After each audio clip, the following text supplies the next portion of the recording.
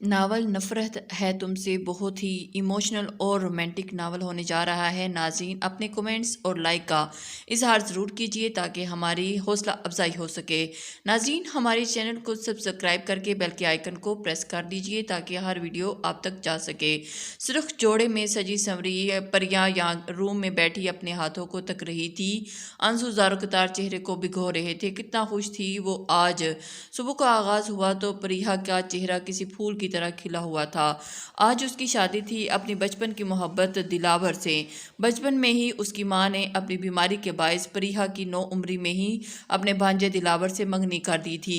मंगनी के कुछ महीनों के बाद परिहा की माँ इस दुनिया से रुखसत कर गई और अपने शोहर और बेटी को अकेला छोड़कर अहमद साहब अपनी बीवी सादिया से इतनी मोहब्बत करते थे कि अपनी सारी ज़िंदगी उन्होंने किसी और को उनकी जगह नहीं दी और अब उनकी ज़िंदगी में उनकी बेटी पर ही शुरू होती थी और उसी पे ही ख़त्म।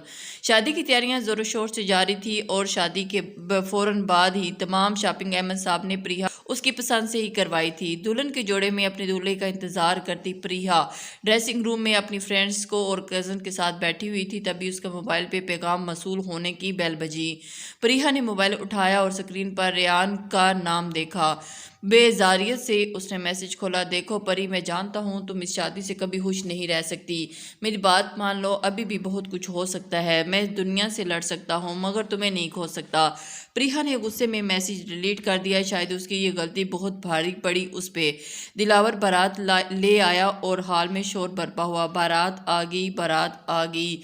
जब ये बात परिहा को पता चली तो उसके चेहरे पर दिल फरेब मुस्कुराहट दौड़ी। आज उसकी मोहब्बत, उसके ख्वाब मुकम्मल जो होने थे। बचपन से ही उसने बस एक इंसान को ही चाहा, उसी का नाम अपने नाम के साथ हमेशा जुड़ा पाया।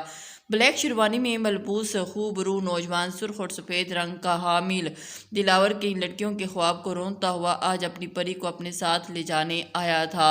इसी परी से मोहब्बत नहीं थी, बस वो खूबसूरत थी। यही दिलावर खान के लिए काफ़ी था और कुछ उसकी माँ की ख्वाहिश थी। प्रिया सुर्ख जोड़े में मलबूस जो उसकी दोदिया रंगत पर बहुत जच रहा था, नाजुक सी ज्वेलरी पहने हाल में मौजूद सभी लोगों की नज़रों में आज सचमुच कोई परी ही लग रही थी। नीली आंखें हया से झुकी हुई थी और दिलावर अपनी दुल्हन को गरूर से देखकर सर अकड़ा कर बैठा हुआ था। दुल्हन का हाथ थामने के बजाय दिलावर अपनी जगह पर ही बैठा रहा और तो प्रिया की दोस्तों ने ही उसे स्टेज पर दिलावर के हमरा बिठा दिया। प्रिया को थोड़ा बुरा लगा मगर उसने इस बात को इग्नोर किया। वो नाराज़ होके गुस्सा करके अपना दिन ख़राब नहीं करना चाहती थी। निकाह वहाँ के आते ही निकाह का आगाज़ हुआ। मौलवी साहब ने अभी बोलना ही शुरू किया था कि किसी ने उन्हें बीच में ही टोक दिया। मैं शादी हरगिज़ नहीं होने दूंगा। कौन हो तुम? दिलावर एकदम गुस्से से चीखा तो सब मेहमान उनकी तरफ मुतवज्जा हुए। मेरा नाम रेयान है, रेयान शेख। प्रिया मेरे ही घर जॉब करती थी और मेरी मॉम की नर्स थी वो। तो क्या आज भी अपनी मॉम की खिदमत करवाने आए हो यहाँ? दिलावर गुस्से से लाल हो गया था क्योंकि रेयान उसका निकाह रुकवा दिया था। मैं यहाँ बस तुम्हें आगाह करने आया था कि तुम प्रिया से शादी मत करो, रेयान ने धीमे लहजे में कहा। बेटा तुम ये सब क्या कर रहे हो? प्रिया के अब अहमद साहब ने रेयान से सवाल किया था। वो रेयान को पहचानते थे, उसकी पूरी फैमिली को जानते थे। 2 साल प्रिया ने वहाँ जॉब की थी। अंकल मैं बस आज सच कहने आया हूँ। कहना क्या चाहते हो तुम? साफ साफ बोलो, पहेली न बूझो। और ये क्या है? तुम मुझे इस शादी से क्यों रोकना चाहते हो? इस लड़की ने मुझे मोहब्बत के नाम पर धोखा दिया है। ये क्या कह रहे हो बेटा? अहमद साहब रेयान की बात सुनकर शदीद सदमे से बोले और एकदम से, मैं अपनी बेटी के किरदार की गवाही दे सकता हूँ। वह ऐसा कभी कर ही नहीं करेगी जिससे मुझे दुनिया के सामने सर झुकाना पड़े। मैं माजर चाहता हूँ अंकल, मगर सच ये है कि रेयान ने बड़ी महारत से झूठ बोला और वो स्टेज पर प्रिया स्टेज पर से उठकर अहमद साहब के पास आ गई। वो रेयान के इरादों को जानती थी मगर वो इस तरह शादी रुकवाएगा उसने ये कभी नहीं सोचा था। नहीं नहीं बाबा, आप प्लीज़ मेरा यकीन करें, मैंने कुछ नहीं किया, ये सब झूठ बोल रहा है और प्लीज़ आप इसकी बातों में मत आइएगा। प्रिया बहते हुए आंसुओं के दरमियान अपने बाबा को यकीन दिलाने की कोशिश कर रही थी। स्टेज पर बैठा दूल्हा बना दिलावर जो अब तक खामोश था अब नीचे आकर रेयान से मुखातिब था। मैं प्रिया को बचपन से जानता हूँ, वो किस टाइप की है। मैं ये भी जानता हूँ कि इसके किरदार की पुख्तगी मुझ पर यकीन है, मगर तुम इतने यकीन से ये सब कह रहे हो तो तुम्हें एक मौका देता हूँ। अगर तुम्हारे पास कोई सबूत है तो दिखाओ। दिलावर ने आखिरी जुमला प्रिया की तरफ देख कर कहा। रेयान ने दिलावर को सारे टेक्स्ट मैसेजेस दिखाए जो उसने अपने मैसेजेस पर सेव किए हुए थे, और प्रिया को अब दिलावर की आंखों में बेयकीनी दिखी तो उसने वो मोबाइल उसके हाथों से छीन कर खुद देखने लगी। मोबाइल की स्क्रीन पर नजर पड़ते ही प्रिया की आंखें खुली की खुली रह गई। क्या ये तुम्हारी आईडी है? दिलावर जानता था वो प्रिया ही की आईडी है, मगर फिर भी उसने तस्दीक चाही। हाँ, मगर मैंने ये मैसेजेस नहीं किए। प्रिया ने अपनी सफाई देनी चाही, मगर अब शायद जिसे वो सफाई दे रही थी उसका कोई फायदा नहीं था।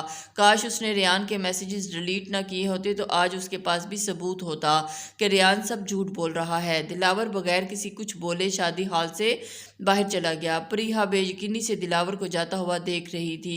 अहमद साहब उसके पीछे गए और उसे मनाने को, मगर वो अब लौट के आने वालों में से नहीं था। अपनी इकलौती बेटी की बारात वापस जाते हुए देखना अहमद साहब बर्दाश्त नहीं कर पा रहे थे और वहीं चेहरे पर पकड़ कर बैठ गए। अली साहब, मैं हाल में पहुंचा तब तक बारात वापस जा चुकी थी। उसने रेयान का हाथ पकड़ा और साइड में ले गया। ये क्या किया तुमने रेयान? अली ने रेयान को झंझोड़ के कहा। मैंने वही किया जो मुझे ठीक लगा।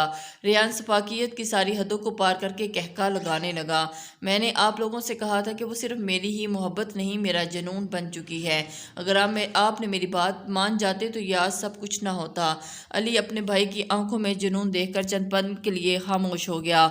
ये तुम ठीक नहीं किया रेयान। जो लड़की अपने किरदार के मामले में मजबूत थी, तुमने उसे भरी महफिल में बदकिरदार बना दिया। भाई, जिंदगी भर की खुशियों के लिए थोड़े दिन आंसू तो बहाने पड़ते हैं। रेयान ने इतनी आसानी से ये कहा। अली को हैरत के समंदर के आन घेरा। रेयान को, जो सब प्यार करने वाला खुश इखलाक साबर खूबरू नौजवान था, जो किसी को दुख तकलीफ देने के बारे में सोच नहीं सकता था, आज इतना सब कुछ करके वो पुरसकून था। तुम्हें क्या लगता है कि तुमने ये सब कुछ करके अपनी मोहब्बत पाली? नहीं, तुमने आज शायद उसे हमेशा हमेशा के लिए खो दिया। अली ने उसे समझाना चाहा, मगर आज शायद रेयान कुछ समझना ही नहीं चाहता था। नहीं भाई, आप गलत बोल रहे हैं। मैंने आज मोहब्बत को हासिल कर लिया।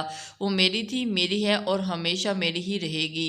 ये कहकर अहमद साहब ऊपर प्रिया की तरफ चल दिया और रेयान का मोबाइल अभी भी प्रिया के हाथ में ही था। क्या मिला तुम्हें ये सब करके? प्रिया ने हाली नज़रों से रेयान को देख के कहा। मैंने सिर्फ सच कहा। रेयान बोलने लगा तो थप्पड़ की आवाज़ हाल में गूंजी। इस आईडी के मुताबिक मैं अभी भी ऑनलाइन हूँ, जबकि मेरा मोबाइल तो स्टेज पर पड़े पर्स में है, तो मैं ऑनलाइन कैसे हूँ? प्रिया के सवाल पर सबकी तवज्जो खुद पर पाकर रेयान लफ्ज़ तलाश करने लगा।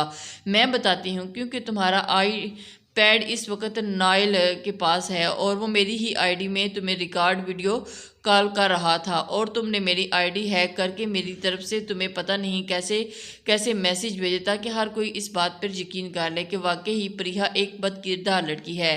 प्रिया के चिल्ला के कहने से रेयान फ़कत उसे देखेगा। बताओ क्यों तुमने किया ऐसा? क्योंकि मैं तुमसे मोहब्बत करता हूँ और तुम्हें किसी और का होने नहीं दे सकता। तुम मेरी हो, सिर्फ और सिर्फ मेरी, और मैं ये कभी भी बर्दाश्त नहीं करूँगा। अहमद साहब इश्तियाल में रेयान की तरफ बढ़े तो प्रिया ने उन्हें रोक दिया। बाबा जान रुक जाएं।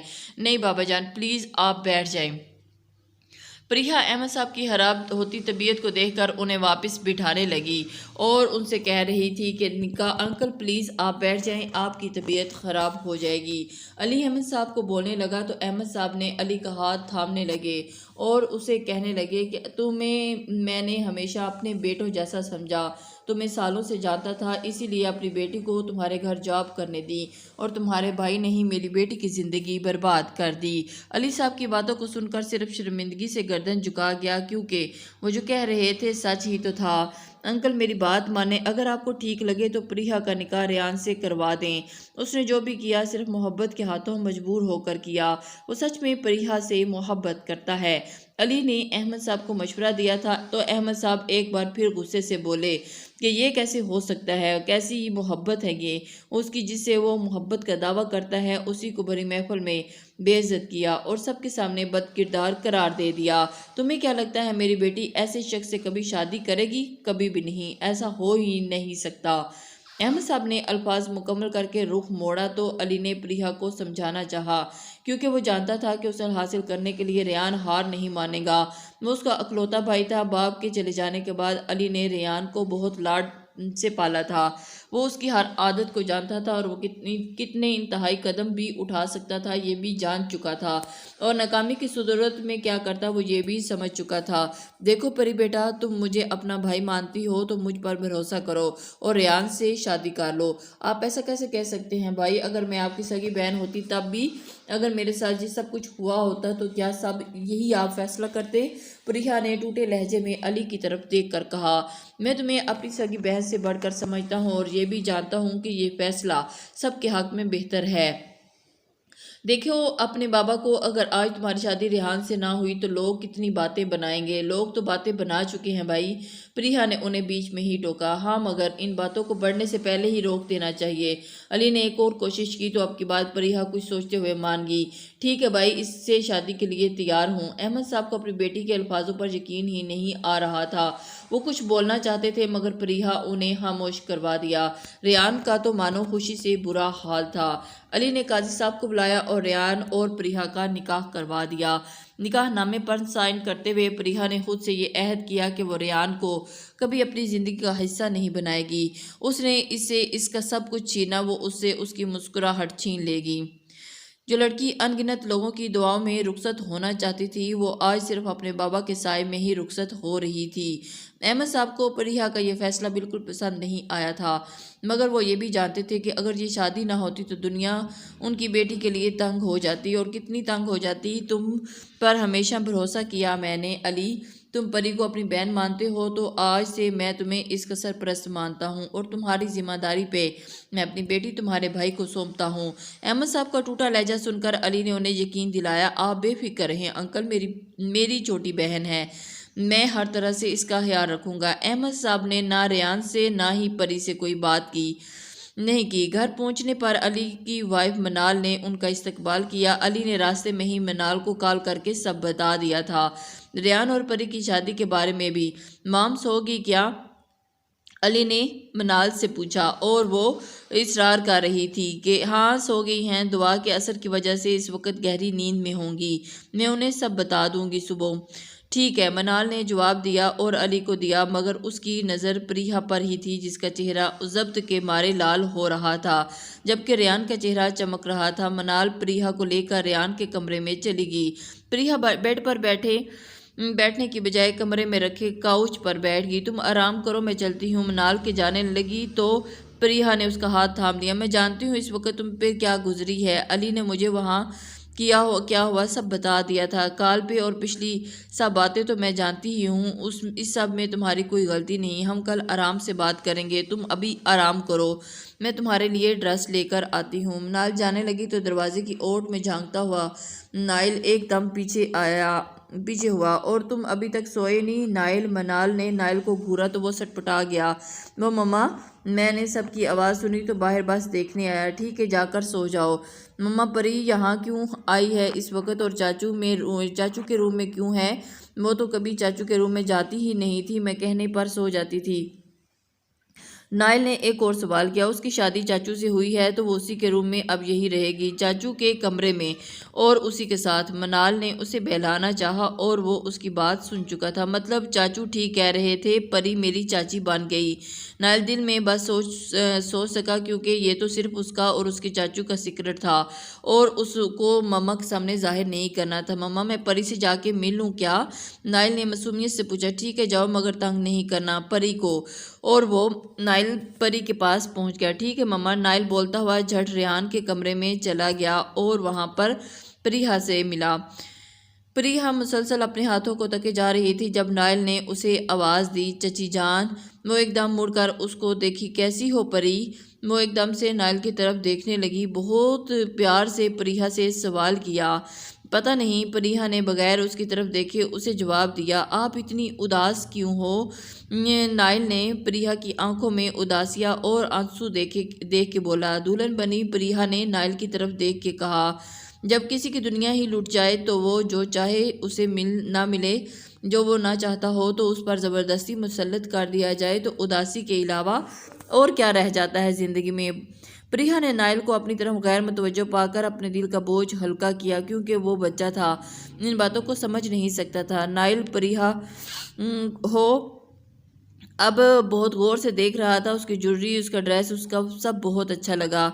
अब मैं आपको चाची कहूँ या अभी भी परी कहूँ? नाइल ने एक और सवाल किया। ऐसा क्यों कह रहे हो आप? क्योंकि चाचू ने कहा था कि आप मेरी चाची बन जाओगी, मगर आप तो मेरी परी हो ना, मेरी बेस्ट फ्रेंड। नाइल के मासूमियत से भरे अल्फाज सुनकर प्रिया की आंखें नम हुईं और उसकी तरफ देखने लगी कि नाइल तो अभी बच्चा है। हाँ बिल्कुल, मैं तुम्हारी परी हूँ, और हाँ, मुझे कभी चाची मत कहना।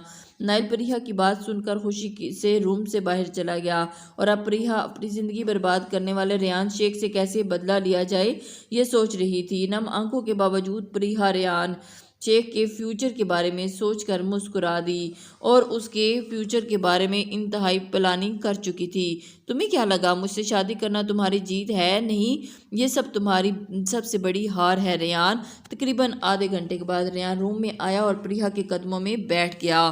सोफे पर बैठी प्रिया ने एक नज़र भी उठाकर उसे नहीं देखा। परी जानम, तुम ऐसे उदास क्यों बैठी हो? सारम ने उसकी उसकी गोद में सर रखकर कहा। तुम्हें क्या लगता है मेरे पास खुश होने की कोई वजह है? प्रिया ने अभी भी उसे ना देखा और ना ही उसका सर अपनी गोद से हटाया। वो किसी बुत की मानिंद बैठी थी, जिसे किसी के होने ना होने से कोई फर्क नहीं पड़ता था। मैं जानता हूँ मैंने जो किया वो ठीक नहीं किया। यूँ सरेआम मैंने तुम्हारे किरदार पर उंगली उठाई, मगर मैं क्या करता, मुझे इस वक्त कुछ समझ नहीं आ रहा था। अगर मैं 5 मिनट, सिर्फ 5 मिनट और खामोश रहता तो तुम यहाँ नहीं होती और मैं इस दुनिया में नहीं होता। प्लीज़ मेरे जज्बात को समझो।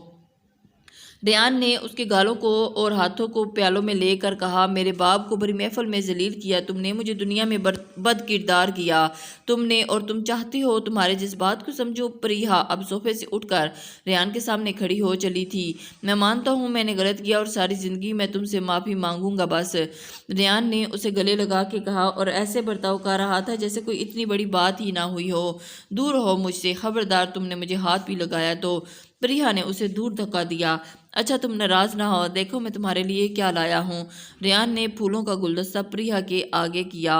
लाना तो मुझे तुम्हारे लिए मुंह दिखाई चाहिए था, और मैं लेने भी वहीं गया था, मगर इतनी रात को कुछ मिला ही नहीं। मैं कल पक्का तुम्हारा गिफ्ट लेकर आऊँगा, तुम बिल्कुल फिक्र मत करना। प्रिया उसे बार बार धुतकार रही थी और बार बार उसके करीब आ रहा था, जैसे वो अपने होशो हवास में ना हो।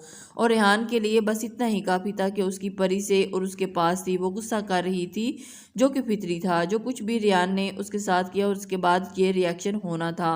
रेयान पर किसी बात का असर ना हुआ तो प्रिया खुद ही बके दूर फेंकी और वॉशरूम की तरफ बढ़ गई, और शावर लेकर उसने मिनाल का दिया हुआ ड्रेस पहना और बाहर आकर काउच पर लेट गई। तुम वहाँ क्यों लेट गई हो? जब हम लंदन में साथ रुके थे तब हमारी शादी नहीं हुई थी, मगर अब हम शादीशुदा हैं। तुम यहाँ बेड पर आकर सो जाओ मेरे साथ। रेयान ने उसे अपने पास बुलाना चाहा, मगर वह अपनी जगह से टस से मस न हुई और पूरे दिन की थकावट की वजह से जल्द ही नींद की वादियों में खो गई। रेयान ने उसे गहरी नींद में देखा तो उसे अपनी बाहों में उठाकर उसे बेड पे लिटाया और खुद काउच पर जाके लेट गया। मुझे तुम्हारी हर तकलीफ का एहसास है, तुम्हारी हर सज़ा को दिल से कबूल करूँगा। तुम्हारी कुर्बत ही मेरे लिए काफ़ी है, मुझे और कुछ नहीं चाहिए। एक नज़र प्रिया पर डालता वो नींद की वादियों में खो गया। आज न जाने कितनी रातों के बाद वो पुरसकून होके सोया था।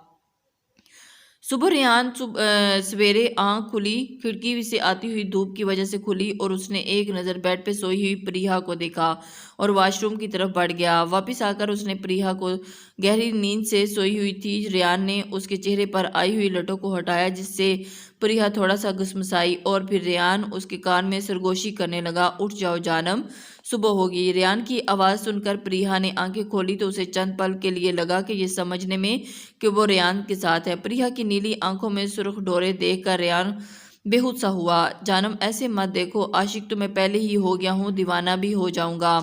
रेयान की नज़रों का मतलब समझ के प्रिया ने नज़रें फेर लीं और उठ के बैठ गई और उसकी तरफ देखने लगी। बताओ जानम, क्या खाओगी? नाश्ते में जो तुम बोलोगी वही हाजिर करूँगा। रेयान खुशी से चहक रहा था, पर जिससे प्रिया को उसके ऊपर और भी चिढ़ हो रही थी। थोड़ा सा जहर ला दो, फिलहाल मुझे उसी की ज़रूरत है।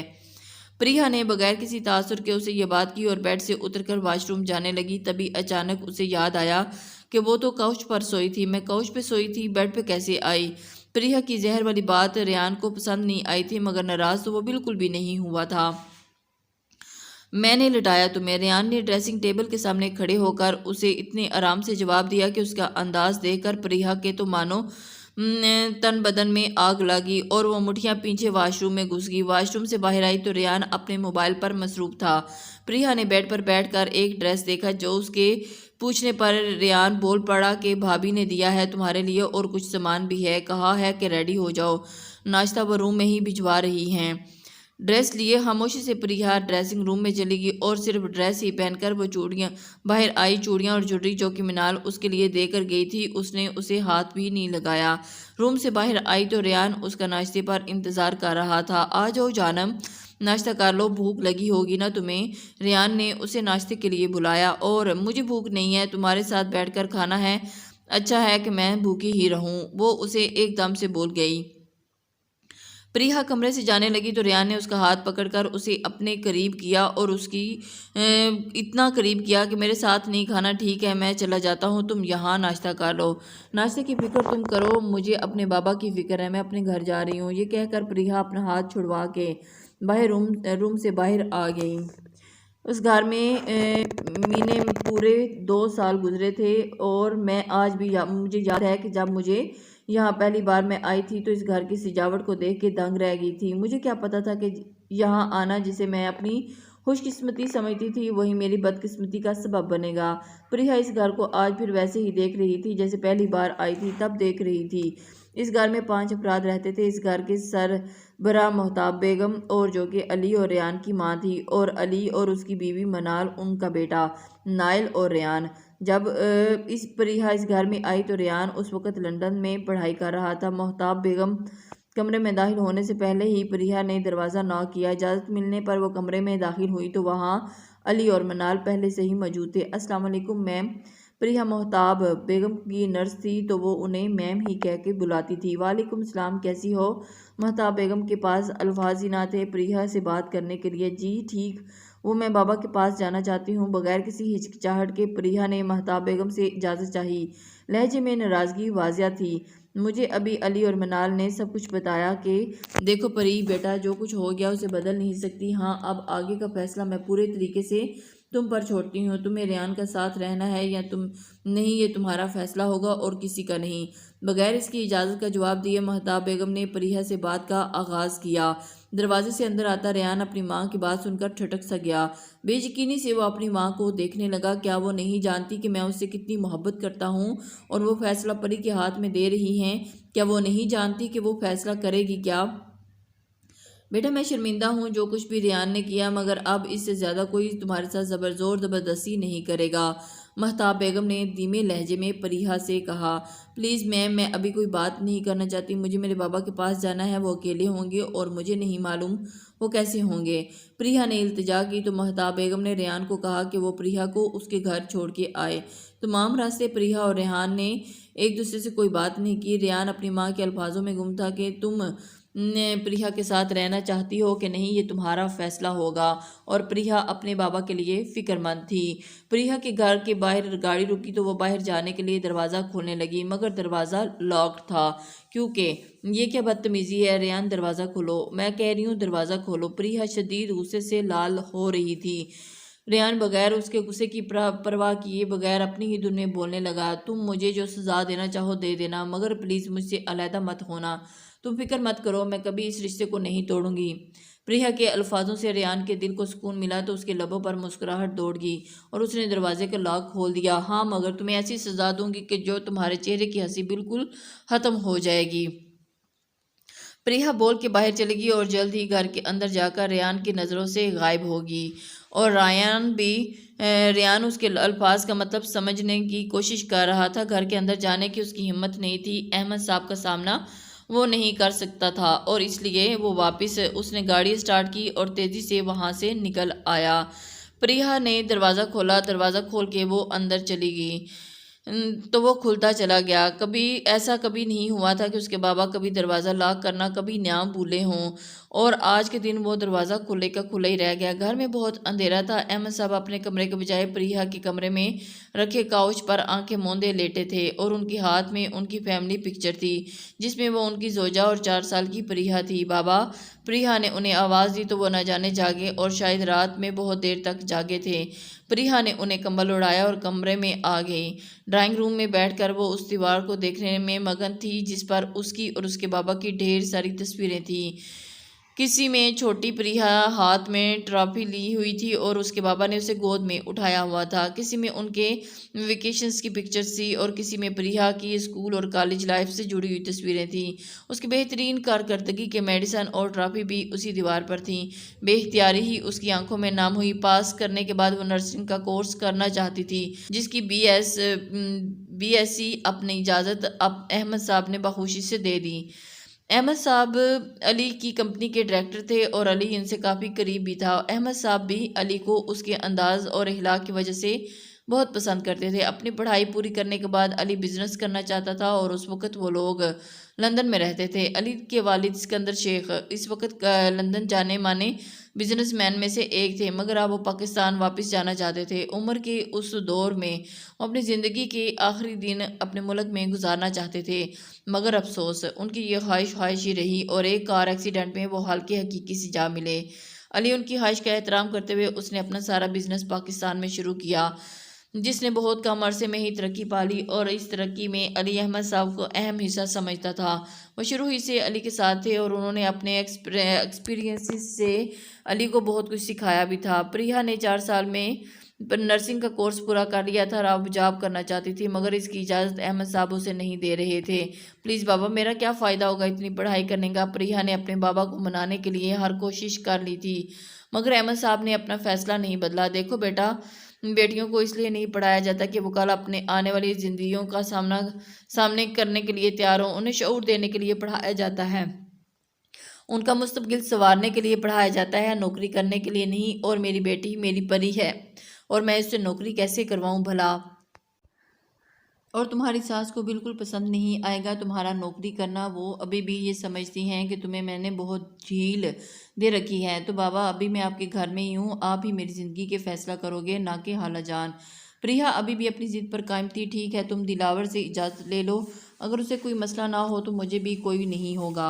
अहमद साहब ने अच्छे से जानते थे कि दिलावर के नाम पर वो कुछ नहीं बोलेगी और ये भी जानते थे कि दिलावर से वो कभी बात नहीं कर सकती। बचपन में ही उनकी बेगम ने प्रिया की अपने भांजे से मंगनी करवा दी थी।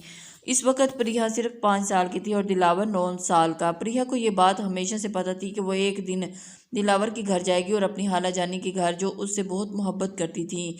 अहमद साहब ने प्रिया की आंखों में हमेशा दिलावर के लिए पसंद देखी थी, मगर अब वो थोड़े फिक्रमंद रहते थे। प्रिया जवान थी और अपनी पढ़ाई मुकम्मल कर चुकी थी और खूबसूरत भी थी, तो आए दिन उसके लिए प्रपोजल आते रहते थे, जिसे अहमद साहब ये कहकर ठुकराते थे कि वो अभी प्रिया की शादी नहीं करना चाहते।